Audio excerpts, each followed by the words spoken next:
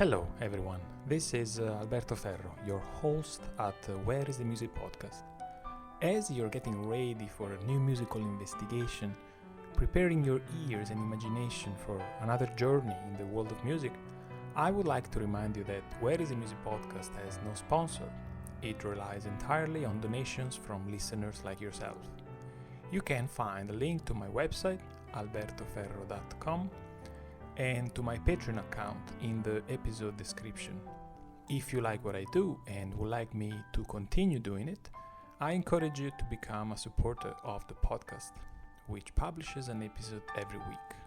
Thank you for listening, and now let's find out where is the music.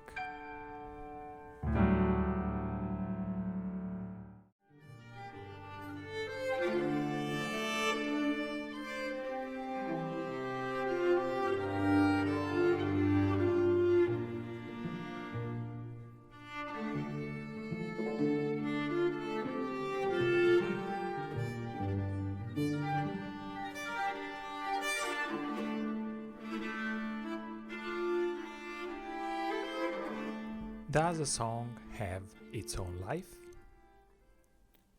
There are songs that have a story that goes beyond their composers, their place and time of origin. Sometimes it looks like they have a life of their own, and this relates also to the way artists often look at their works. At times are described as having their own trajectory, almost independent from their creators. In order to make art, an artist puts together ideas that might have a wide variety of origins, often hard to pinpoint by the artists themselves. In music, it might even be more challenging to figure out what are things made of. For example, what is a melody made of, and where and how its creator put it together. In addition to that, music relies entirely on interpretation. Each performance of music is bound to the unique time and place you hear it, and the performers you hear it from. So a piece of music relies entirely on its interpreters to carry its artistic message through time and space, and today we're going to see a few examples of such a journey. The question we are asking is, does a song have its own life?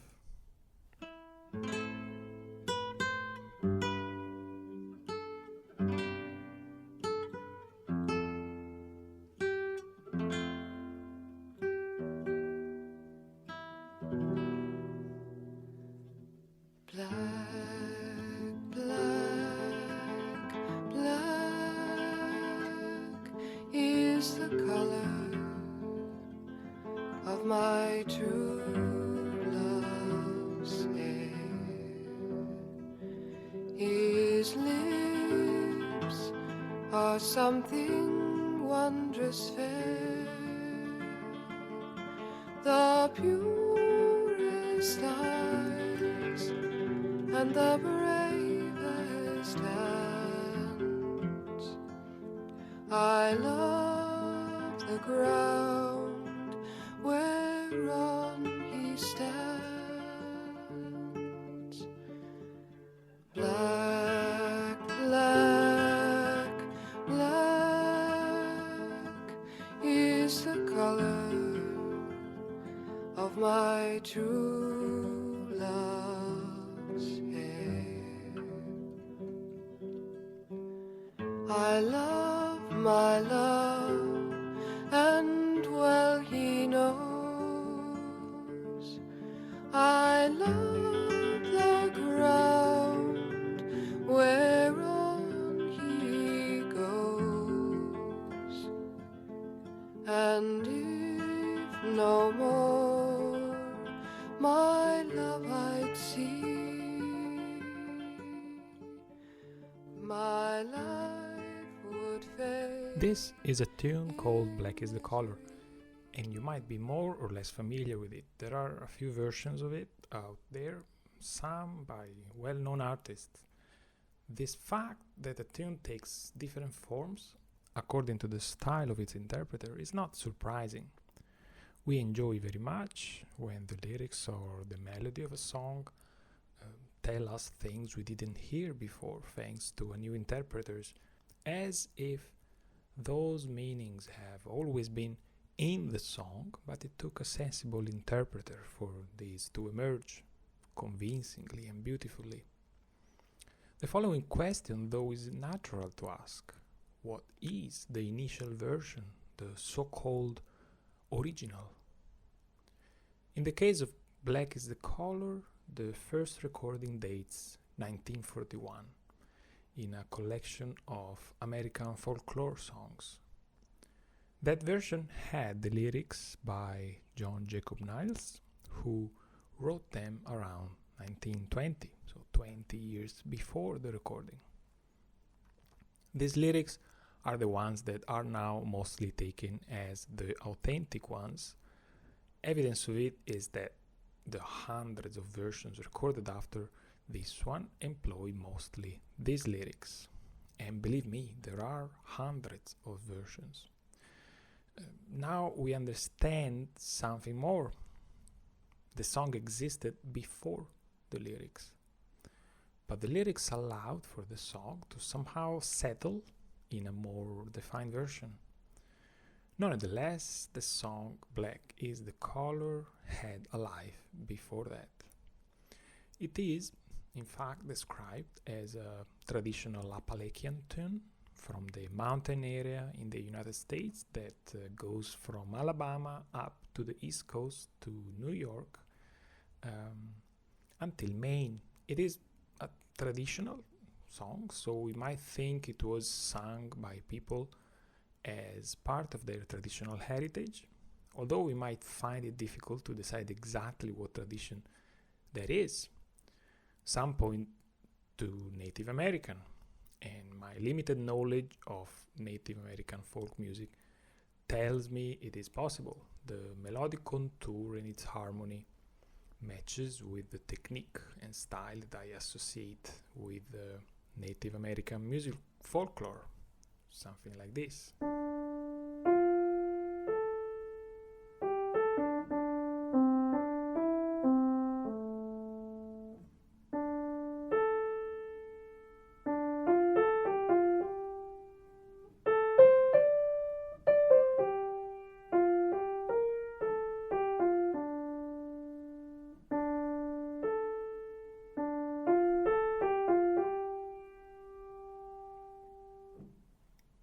Interestingly though, some attribute its origins to Scotland. Particularly, famed folklorist and musicologist, the late Alan Lomax, attributes Black is the Color of my true love's hair to Scottish origin sometime during the 19th century. There's a line in the original version of the song that goes, "I go to the Clyde to mourn and weep, but satisfied I could never sleep," referring to the River Clyde in Scotland. The folk tune probably made its way across the Atlantic in the company of Scottish immigrants, many of whom settled in North Carolina and Appalachian America. Then the song was first collected by English folk music archivist, certain Cecil Sharp, who notated and recorded it during a 1916 trip to North Carolina, which he then published in his English Folk Songs of the Southern Appalachians, 1917. And then the lyrics were adjusted by the before mentioned John Jacob Niles, who recorded them in its collection of American folklore songs in 1941. And from then up until now, hundreds of artists reinterpreted it.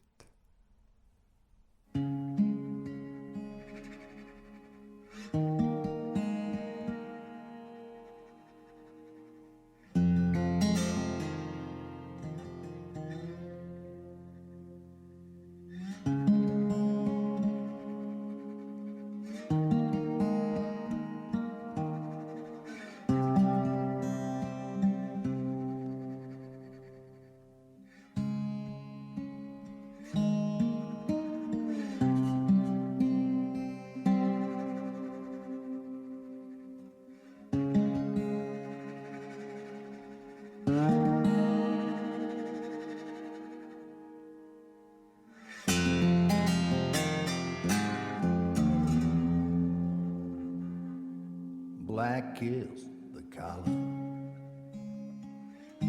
of my true love's hair.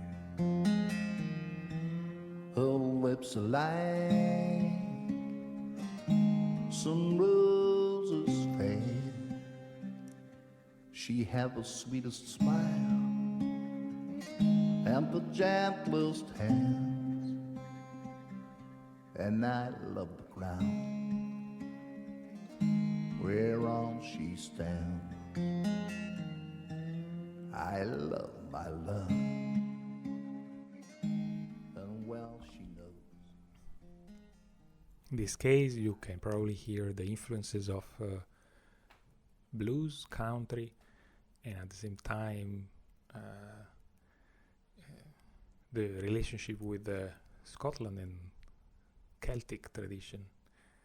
I find this fascinating, but we might realize that similar stories happen all the time. It is no coincidence that we ended up in the folk music genre, since folk is where tunes and songs emerge from traditions that are developed collectively, transmitted orally, more often than from one creative mind, composing and writing on its own. While it is easier to trace the history of a piece when we have a single composer, it is much harder when the composers are many people, sometimes creating at different times or even in different areas of the world. This short journey back in time shows that the original version of this song escapes us, and that might make us wonder, why are we looking for it?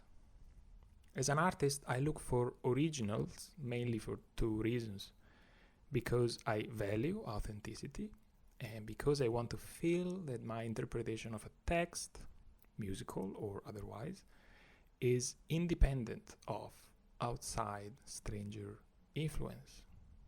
I think there's nothing particularly original in that. I want a one-to-one confrontation with art, where I am diving freely into the artwork, minimizing the intrusion of facilitators or even the context. Sometimes one might take it too far. I notice sometimes I have a hard time in museums just because I feel the curators are trying to conduct my reaction, or I often skip the introduction of a book, if not written by the author, for similar reasons. But with regard to the first point, authenticity, in music there is a problem. I need to know what the authentic version of a song is in order to interpret it, but that authentic version is nowhere to be found. Should we just take any, or the one I prefer, or the one that is most popular to be the authentic one? In the work Folk Songs by Luciano Berio, Italian composer, certainly to me the most interesting collection of music related to this subject. The composer explores the issue of origins and authenticity in traditional music that is almost by definition transmitted orally. He did astonishing research into performing practices of traditional music in various areas of the world, processing it all in a writing style that is not what one would expect. We might be inclined to think that if you do historic research and collected information about a particular tradition, perhaps you found out how a certain music was performed exactly. If you then write it down, you think the goal is to finally set in stone the most authentic version of it, no? This is probably what the academic world would wish, to look into history in an attempt to clean an artwork from the dust of time and reoffering it new and shining to the audiences of today. Berio, who understood music profoundly, did the exact opposite.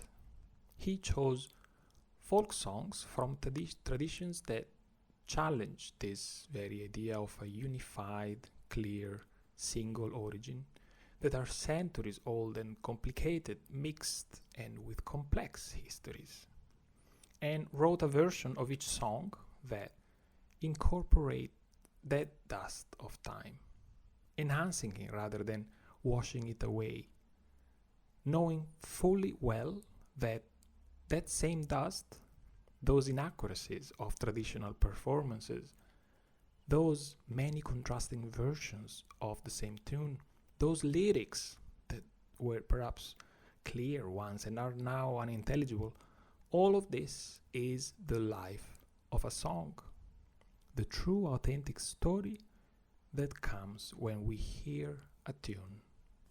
Berio knows that for any song, perhaps there isn't an authentic original version, but every version is true, is somehow authentic.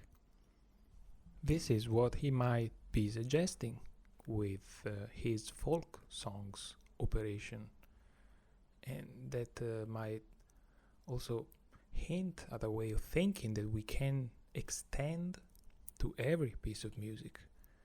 None is the authentic one, but each one is true. Here is Luciano Berio's version of Black is the Color.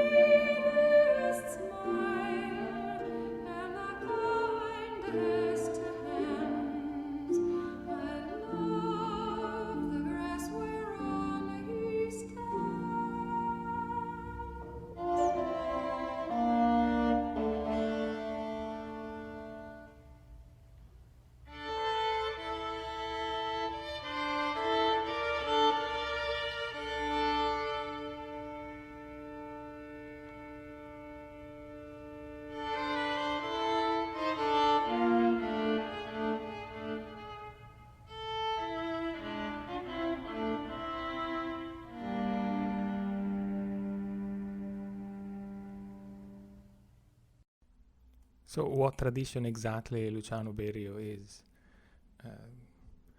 bringing up with this arrangement, with this transcription? It's very hard to say. There is a reference to medieval music, a reference to probably Celtic, Northern European music, many more references. It's complex, it's extremely complex. Probably is a reflection on what tradition is. In a way, the word tradition probably is just a simple shortcut term that cuts through hundreds of years of complex histories and non-linear paths and life stories. Particularly in this song, you could hear clearly all the words. I mentioned lyrics to be sometimes unintelligible. In this folk song, the lyrics are intelligible, but there is one tune in the collection, the last one from Azerbaijan, which even extensive research did not result in Berio knowing what the lyrics exactly were. So it's so interesting. Rather than introducing alternative words in the original language as lyrics that would make sense, he listened to recordings and transcribed those phonetics into the score. So no one knows what the singer is singing. No one. Coming back to our question, what version should I take as the original? What should I use as the authentic thing to interpret? I don't know the answer. It is my decision. Whatever I decide to do, whichever version I rely upon, and whichever version I end up making up, as an artist, I feel I am adding my little contribution to the life of a song. We don't know who gave birth to it, where or when, but we have the chance to contribute to its existence briefly, just by singing and performing it. It takes some courage to believe that you are taking part of the life of a song. I think Berio takes that responsibility very seriously, as well as Nina Simone when she sings it.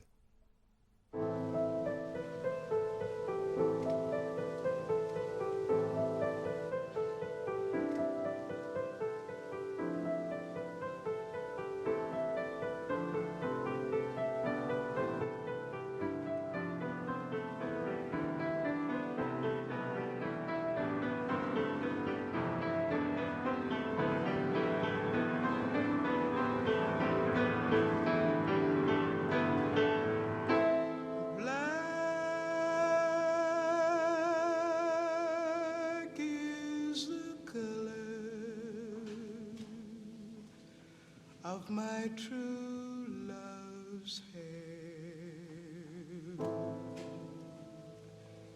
his face so soft and wondrous fair,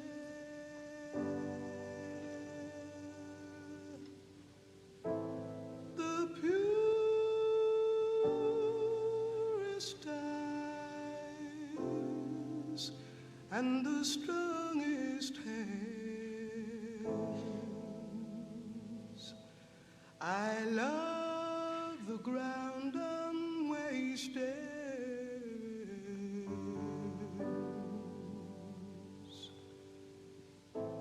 Black is the color of my true love's hair.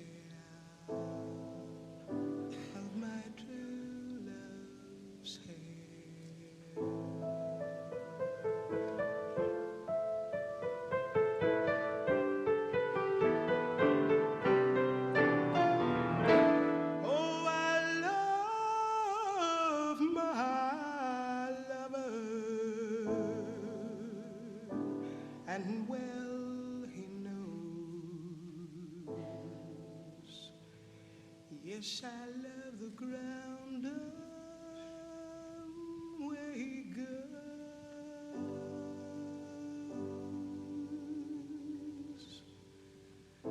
and still I hope that the time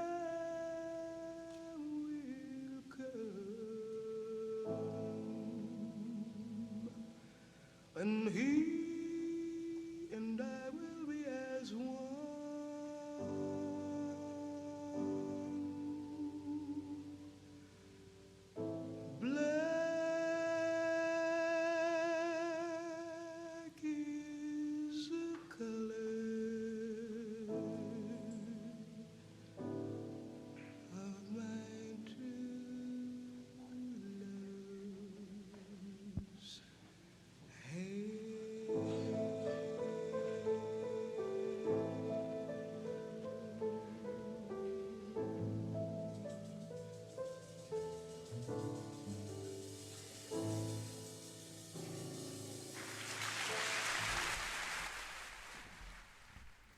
How powerful.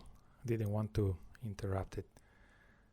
How different, though, from everything else we've heard. Certainly it's the same song, it's the same tune, same lyrics, but how different, how soulful is this version, and how powerful emotionally and communicatively.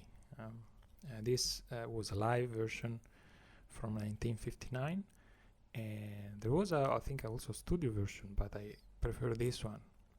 Perfect matching with the conversation we are having with regard to the fact that she does a contribution to the life of a song, and she does it for real on a stage. Now we have access to this recording, but this recording is a copy somehow of that. It's somehow less authentic than being there in that very moment. By the way, the version of the folk song by Luciano Berio we heard earlier was also a live version, was a celebration of I think Kathy Barbarian, the singer who originally sang the song for Luciano Berio.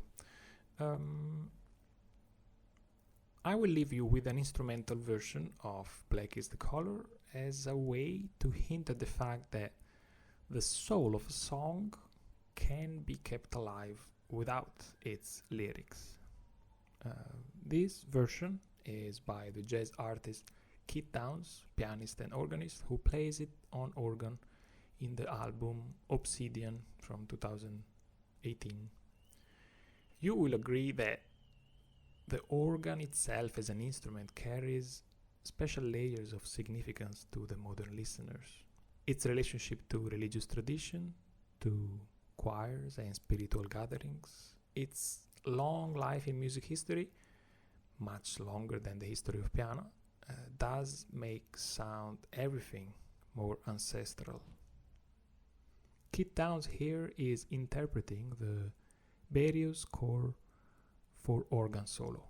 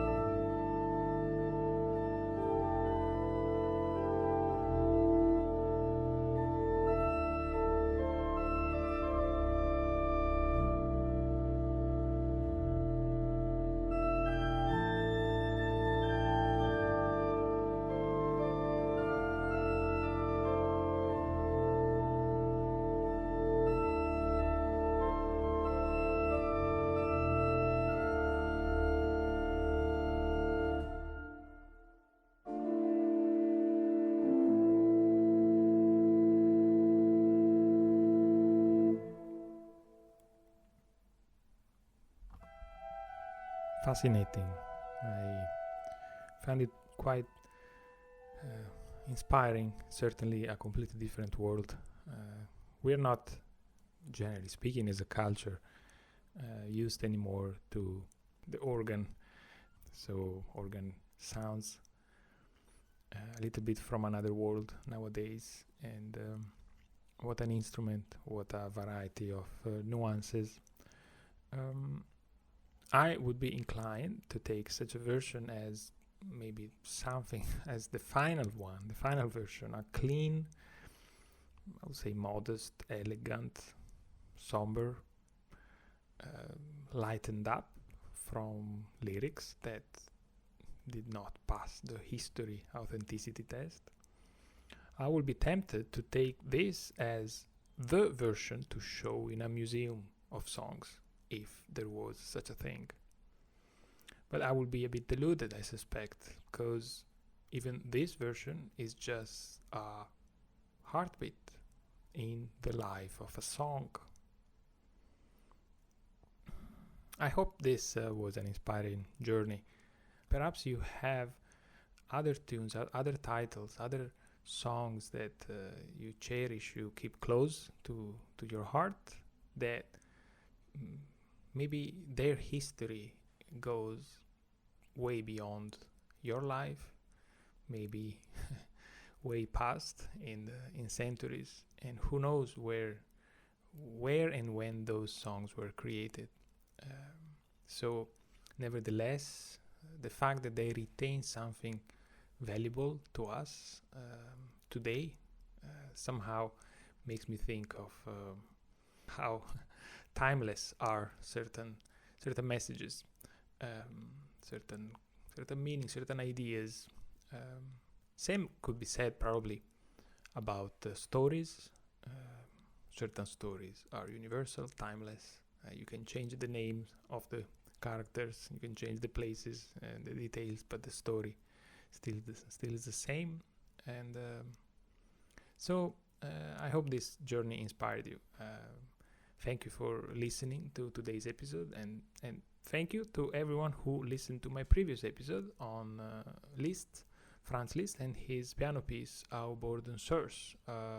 For the podcast, I enjoy choosing music that I can play at the piano, and in the case of that piano piece, On Water by Franz Liszt, Beside the Spring, which I presented last time, I enjoy also to produce a video of the actual performance.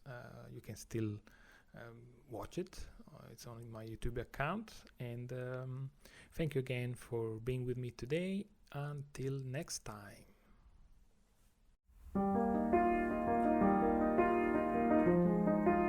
Thanks for listening to Where is the Music podcast.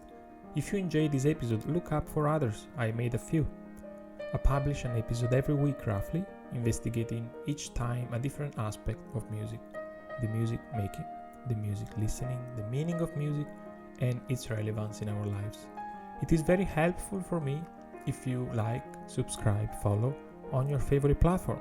Where is the Music is on Spotify, Apple, YouTube, TuneIn, and Google Podcasts. If you like to support me, you're free to do so through Patreon. Link in description. Thank you again. Until next time.